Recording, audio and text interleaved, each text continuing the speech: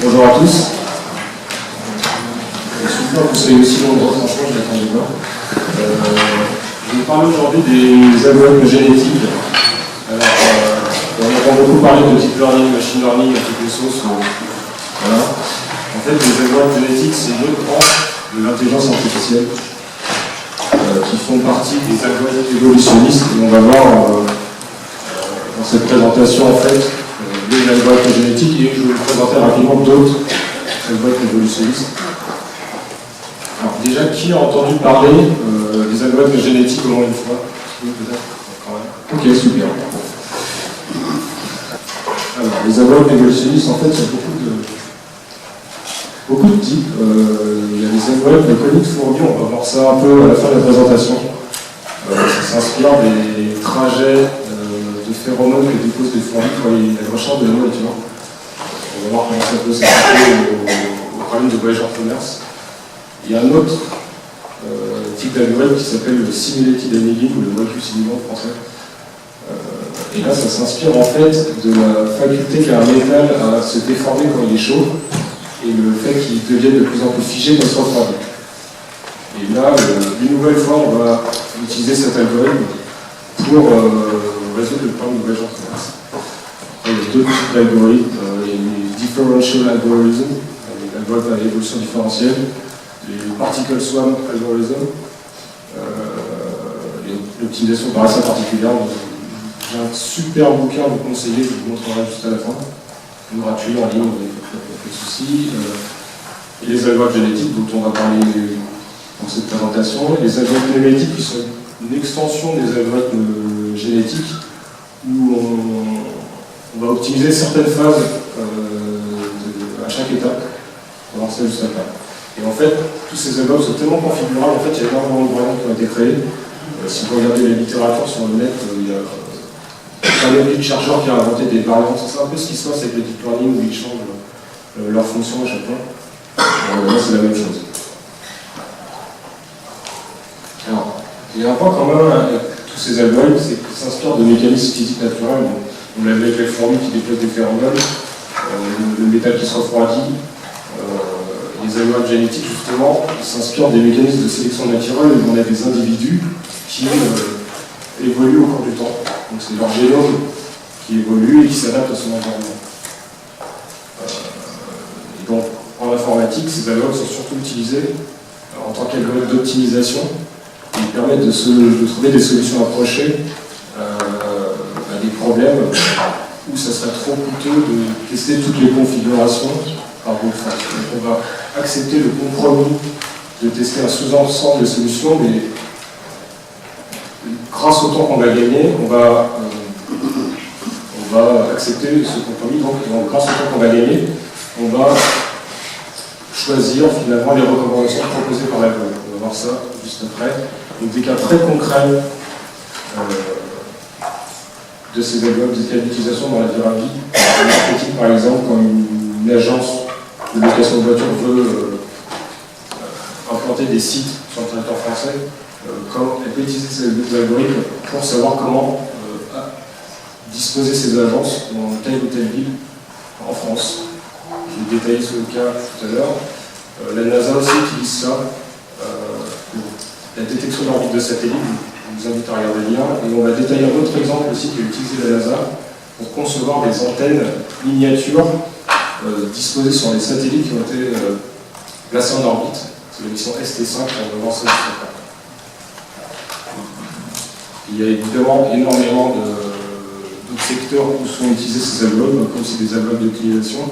Dès qu'on veut optimiser un processus métier, en fait, on peut, si on arrive à le modéliser, en termes d'algorithmes génétiques, on peut utiliser ces algorithmes et trouver des solutions rapidement.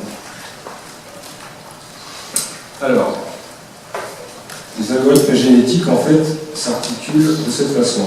Ce qu'on va faire au début, on va générer une population initiale d'individus. C'est des individus modélisés qui vont représenter autant de configurations solutionnant le problème initial. Chaque individu a un génome, c'est des paramètres de l'individu. On va faire évoluer le génome génération après génération. Ce qui va se passer, c'est que la première fois, on on va évaluer cette population qui a été générée aléatoirement. Et on va déjà tester si la simulation peut se terminer. On va définir pour ça des conditions de terminaison, si on a atteint par exemple 300 générations, ou si on exécute la loi depuis trop longtemps, on peut décider de s'arrêter. Et si ce n'est pas terminé, donc on va commencer à rentrer dans une itération. On va appliquer une technique de sélection, donc on va voir qu'il y a plusieurs façons de sélectionner les individus. On va aussi croiser le génome des individus, donc on va prendre 2 parents, on va couper le génome en 2, on va générer 2 enfants, un qui aura le génome de son père, une partie du père et une partie de la mère. On peut de temps en temps décider de muter le génome de ces individus pour ajouter de la diversité à la population. On va se rendre compte que c'est une partie très importante parce qu'on peut se retrouver dans ce qu'on appelle les optimums locaux. Et une fois que cette population a été a subi un croisement et des mutations, on la réévalue et on teste de nouveau si on termine la loi. Donc la sélection. La sélection, en fait, ça permet à chaque génération de déterminer qui sont les meilleurs individus. Donc il y a plusieurs façons de sélectionner des individus. Les plus connus, c'est ce qu'on appelle la roulette russe, donc c'est une sorte de camembert comme ça. Et en fait, chaque individu aura une surface proportionnelle à son score. Le score, on va voir par la suite, c'est ce qui détermine la qualité de l'individu, la qualité de la solution proposée par l'algorithme. Donc finalement, un individu qui a un score d'autant plus fort aura d'autant plus de chances d'être sélectionné pour la génération suivante. Donc, finalement, la probabilité de se sélectionner, c'est son score sur la somme de tous les scores de toute la population. Le croisement. Alors, le croisement, en fait, comme je vous l'ai dit, c'est on va prendre 2 parents, c'est assez simple. On va prendre 2 parents, on va couper le génome. Il y a différentes façons de croiser les génomes. On peut avoir N points de croisement. On peut faire jouer des choses à la base de bits masques. Souvent, on aime bien modéliser les individus comme une suite de bits. On va couper cette suite en 2 ou en N fois. Et on va générer des enfants comme ça. Donc là, dans ce cas-là, on a un seul point de croisement. Et le premier enfant a la moitié du génome de son père et la moitié du génome de sa mère. Et c'est la même chose pour l'autre enfant. On peut aussi décider d'avoir un nombre de croisements, de points de croisement dynamiques à chaque génération. Enfin, il y a vraiment beaucoup de possibilités. Et c'est l'Arpatan et les algorithmes mémétiques qui tendent à faire évoluer toutes ces phases en fait, de sélection, de changement, de mutation, pour finalement avoir le dynamisme, un peu de hasard à cette sélection et à la génération des individus au cours des générations. Je passe par toutes ces phases un peu théoriques parce que ça vous aidera, ça aidera à comprendre la suite quand même. Voilà, ça ne va pas être très long. Côté mutation, alors là l'intérêt c'est de sortir d'une stagnation. On se rend compte des fois que quand on exécute l'algorithme, la population tend à stagner dans un optimum local qui, on se rend compte, qui ne correspond pas à des bonnes solutions. Donc on va injecter un peu de hasard à tout ça. On va utiliser un taux de mutation qui est de l'ordre de quelques pourcents, de 1 à 5% par exemple. Et, on va dire voilà, cet individu, dans son génome, le gène, on va transformer son paramètre E en W par exemple. Et si cet individu muté est meilleur, il va en fait servir d'exemple aux autres individus de la population.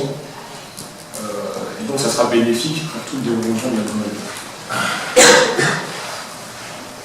Et en fait, donc là, on a des taux de mutation très faibles, de 5%, et c'est vrai que pour le croisement tout à l'heure, on peut avoir des taux en général très élevés de 90 à 100%.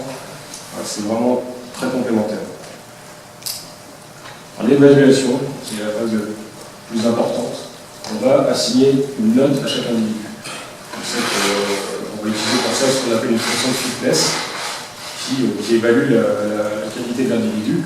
Donc cette fonction de fitness est propre au problème donné, elle est différente pour chaque problème. Et le score qu'on va attribuer, la façon dont on le calcule, est primordial. On doit vraiment privilégier les individus à peine meilleurs que d'autres pour qu'ils servent d'inspiration aux autres, vraiment à toute la population. Et à l'opposé, si des individus sont mauvais, il faut vraiment fortement les pénaliser pour qu'ils soient exclus rapidement de la population et soient exclus de la sélection finalement. Terminaison, donc là, c'est assez simple. Après avoir évalué les individus, on décide pas si on a un tableau, donc on peut le faire si on a fait un certain nombre de générations, si on exécute la loi depuis trop longtemps, et si par exemple l'élite de la population actuelle stagne au-dessous d'un certain fitness, on peut aussi décider d'arrêter le loi. Je vais vous montrer quelques exemples assez ludiques. Je remonte depuis le début, bon, ne partez pas tout de suite. Voilà, c'est assez simple. En fait, on va là-bas, la forme, le polygone, ce qu'il essaie de faire, c'est de passer au-dessus de la balle. C'est des graphismes, donc c'est pas actuel. Vraiment, la musique, je vous ai parlé de la musique MIDI. Et en fait, voilà, ça, il essaie de passer au-dessus de la balle. Et là c'est un autre exemple qui n'a rien à voir. Si on essaie de reconstituer la tour Eiffel à partir de lignes droites comme ça. Je vais vous parler d'un autre exemple qui s'appelle Tidbird Octopus. Tidbird Octopus, c'est quoi le but? C'est simple, c'est qu'on va utiliser un algorithme pour générer une phrase qu'on connaît à l'avance, qui est Tidbird Octopus, justement. Ça n'a pas de sens dans la vraie vie, bien sûr, c'est purement pédagogique, mais ça aide à comprendre un peu comment ça fonctionne. Donc déjà en termes de génome, on va modéliser une séquence de 13 caractères, qui est vraiment la longueur de cette phrase qu'on a obtenue. Donc on va générer une population qui ont dans leur génome une séquence de lettres aléatoires. En termes de fonction de fitness, comment on va l'analyser finalement? On va calculer la somme des écarts entre chaque lettre et chaque lettre de la phrase cible. Donc on a entre le C et le T, il y a une différence de 17. Donc finalement, pour chaque lettre, on va calculer cette différence en valeur absolue. On fait la somme. Donc là, pour cet individu-là, qui est ce génome-là, on a calculé une somme qui est de 131. Donc cet individu a un score de 131. Et ça suffit en fait. Donc, quand on implémente ça, donc voilà, on a la génération 12. Bon, en gros, ce qui va se passer, c'est que les individus vont tendre progressivement vers cette phrase cible. Voilà, en à peine 20 générations, c'est très simple, ça n'a pas d'intérêt pratique, mais voilà, ça permet de comprendre finalement comment un algorithme génétique peut évoluer. Je vous le remontre rapidement. Voilà. Donc on a des phrases aléatoires, au bout d'un moment, chaque lettre se fige, chaque bonne lettre se fige, et on converge. On appelle ça converger dans le jargon des algorithmes génétiques. C'est un exemple très simple. Un exemple un peu plus sympa, plus tard, c'est les smart rockets. Alors les smart rockets, qu'est-ce que c'est? En fait, c'est un autre problème pédagogique, c'est que le but c'est que des fusées arrivent à contourner un obstacle pour atteindre une cible derrière. Vous vous demandez sûrement comment on va modéliser un truc pareil.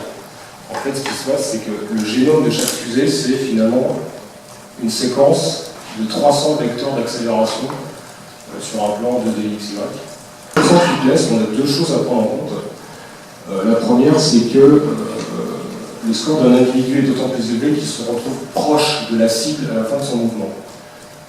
Et la seconde chose, c'est si un individu touche l'obstacle au cours de son mouvement, il doit être fortement pénalisé. Quand je dis fortement, c'est qu'on va diviser par 10 son score. Il faut vraiment qu'il soit exclu de la population. Je vais vous montrer comment ça se présente aussi. Je vous remonte depuis le début, là ça converge un peu moins vite, hein, ça prend un peu plus de 20 générations quand même. Donc, au début, les fusées ont un mouvement très erratique, elles touchent la cible. Et en fait, assez rapidement, j'ai un peu triché, j'ai passé assez vite à la 60e génération, assez rapidement, finalement, elles arrivent à contourner l'obstacle et atteindre la cible derrière. On a vu des cas ludiques, c'est sympa, mais vraiment dans la vraie vie, on se demande à quoi c'est ça. Là, je vais vous présenter un cas concret. Donc, vous allez vous rendre compte finalement que la complexité ne vient pas des algorithmes génétiques eux-mêmes, c'est de la fonction de fitness qu'on implémente. Donc là, le principe, c'est quoi? C'est qu'on a par exemple une agence de location qui veut implanter des agences sur le territoire français. Elle a plusieurs sites éligibles pour faire ça. En termes de modélisation, déjà d'un côté, on va représenter la présence d'une agence sur un site par un bit. Il y a un si l'agence est bien sur ce site éligible. Et finalement, si on a un certain nombre de sites éligibles, par exemple on a n sites, on aura une séquence de n bits qui correspond à la présence de l'agence sur le site si le bit est égal à cette agence, pour ce site. Pour faire ça, en fait, on va utiliser ce qu'on appelle le modèle d'interaction spatiale. C'est un modèle de chercheurs. Je vous invite à regarder un petit peu, il y a beaucoup de PDF de chercheurs qui détaillent fortement ça. En fait, le principe, c'est quoi? C'est qu'on va, en amont, avoir un certain nombre de données. On va avoir les catégories sociales présentes dans chaque région, leur pouvoir d'achat, le nombre de concurrents dans chaque zone, le nombre de catégories de ménages, donc le temps de transport aussi entre chaque zone. Donc ça, c'est vraiment des données qu'on a disponibles. Et en fait, grâce à ces données, on va calculer la dépense moyenne sur un site. En fonction de ces données de catégories de ménages qui sont là, leur pouvoir d'achat, les influences liées au temps de transport, aux concurrents, on a une formule, bon, elle a l'air compliquée, mais elle n'est pas tant que ça finalement. On a des paramètres qu'on peut affiner, donc c'est bêta 0, bêta 1. On a les dépenses moyennes, les concurrents, les temps de transport. Voilà. Et on applique cette formule et finalement l'objectif de la fonction de fitness dans ce cas-là, c'est de maximiser la somme des dépenses sur un site. C'est vraiment un problème qui se prête beaucoup aux algorithmes génétiques parce que finalement, grâce au score qu'on va trouver, on va pouvoir sélectionner les meilleurs agencements de l'agence et on va pouvoir offrir finalement des recommandations, proposer des recommandations optimales en fonction de l'attractivité des régions. Donc là aussi, on va implémenter. Alors en fait, c'est moins sexy en termes d'affichage, mais en bas, on a la séquence justement, la séquence de bits qui correspond à la présence ou non des agences sur chaque site. Je vais vous montrer l'animation. Voilà, donc on génère des agencements comme ça. Et peut-être passer un peu. Ça converge assez vite finalement, d'un certain nombre. En haut, c'est le score, le meilleur score. Ça, je vous dis de le préciser tout à l'heure. C'est le meilleur score. On a le meilleur, la moyenne et les quartiers. Et je vais la remettre. On se rend compte qu'au bout de 70 générations environ, on converge finalement. L'évolution de notre. Alors là, on repasse sur un cas pédagogique. Donc, vous verrez juste après, il y aura un outil concret de la NASA. Donc, historiquement, dans les algorithmes génétiques, ce problème, on l'appelle souvent le problème de la Joconde. Donc là, j'ai fait avec Walter White. Donc c'est finalement, qu'est-ce qu'on veut faire en fait? On va vouloir générer Walter White à partir de polygones. Voilà, on génère des polygones vraiment aléatoirement, un certain nombre sur une image.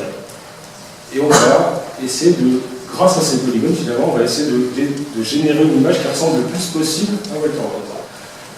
Donc en termes d'ADN, en termes de modélisation du génome, on aura finalement les pixels de l'image. C'est très simple.